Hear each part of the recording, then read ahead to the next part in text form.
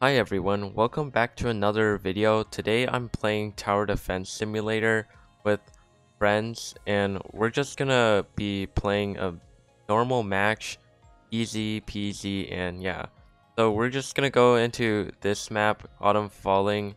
It's probably the easiest map in the game right now because it has so much cliff space, and cliff towers are normally way better than ground towers because they don't get stunned from shockwaves from the Fallen King and other stuff. They're just harder to get stunned. So, although Outlaw doesn't have the highest DPS, it's like one of the best towers in the game just because it can do good damage while being pretty reliable due to it not getting stunned. Other options like turret get stunned too much, so it's not that great.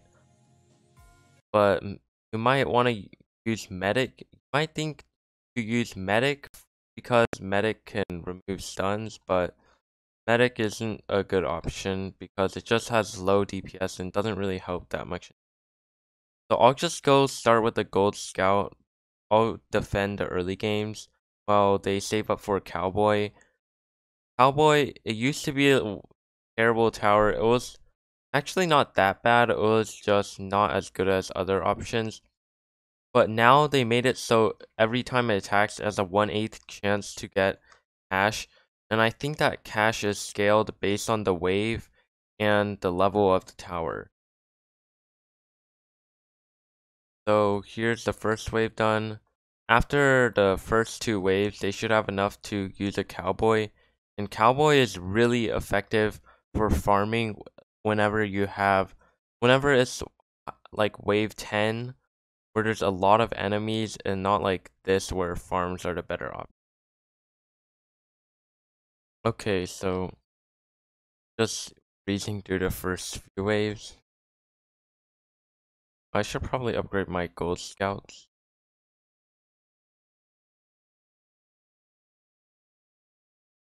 So these few enemies are getting through, but we can tank a lot of lives. Most new players will be like, oh, you're leaking, we must panic and place some towers at the end. Well, the better option usually is to just ignore it and let it go through. Also, when placing cliff towers, you can place it in such a way that you can stack two at the same time. This outlaw placed by Clash isn't the best well placed, but you can sell it later to fix that.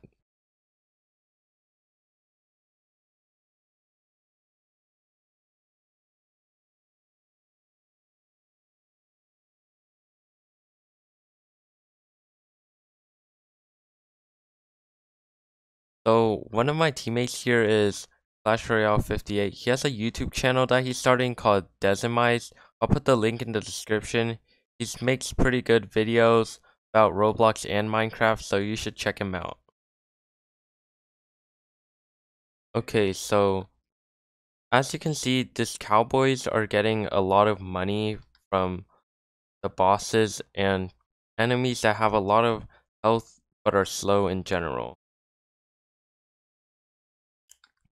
Okay, so by now, Alt has a DJ booth which increases the range and decreases the price of many different towers. And we have some outlaws that are good, and Flash is just farming a lot of money for later. So is all, and bit he has just all this cowboys.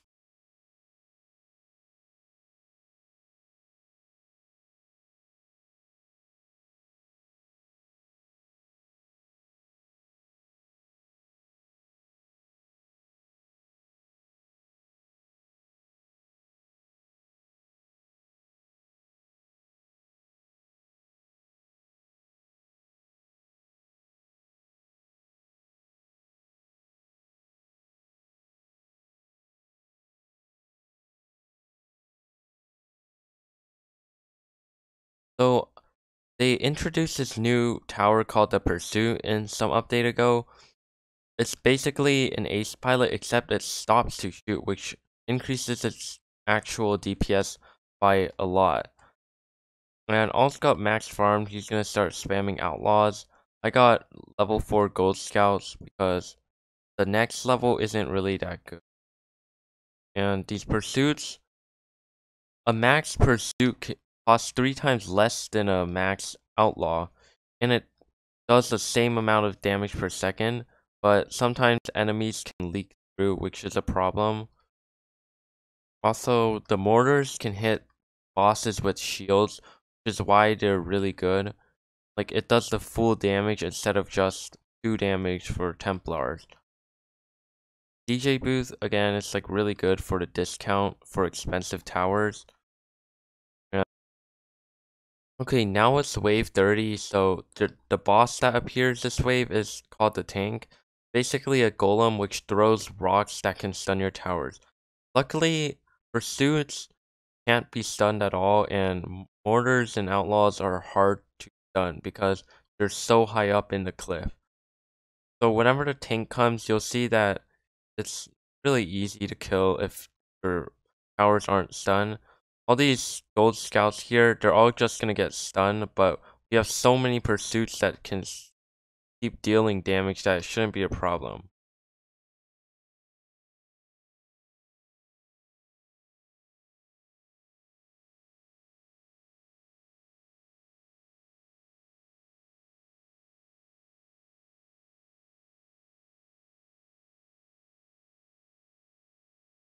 Okay, so in this wave, this is the Templar boss deck. As you can see the DPS here. Whenever the mortar shoots, it does a lot of damage compared to just everything else. But since the pursuits also attack really fast, they can also do a lot, and they also have explosives which ignore it. The mortar just kills it directly, ignoring the armor. Okay, so the game's nearing the end.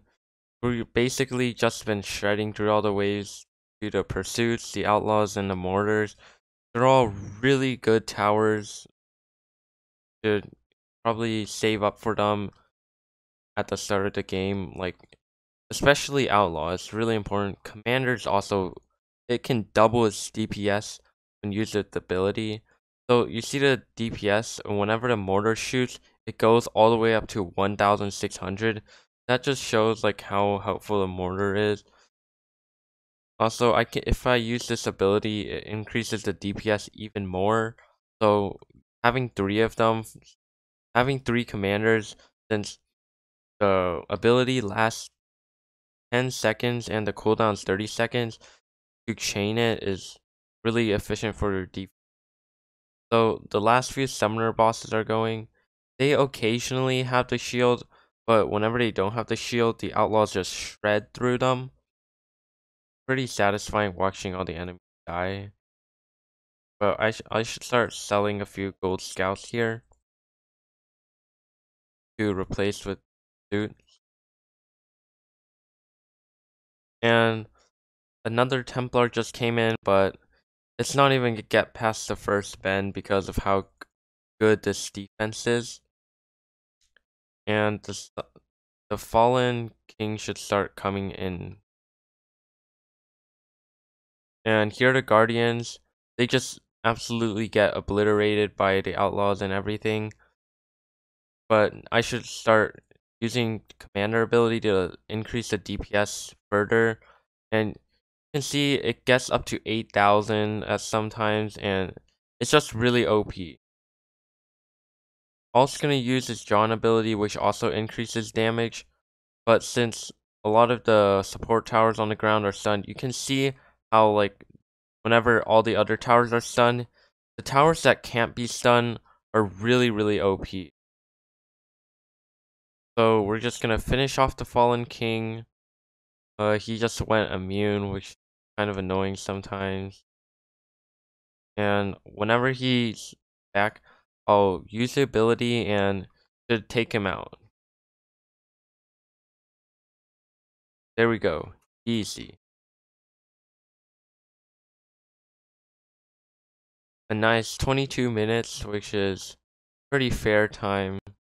Not super fast, but it's not super slow, so This strategy, usually you can just duo with it pretty reliably on most maps.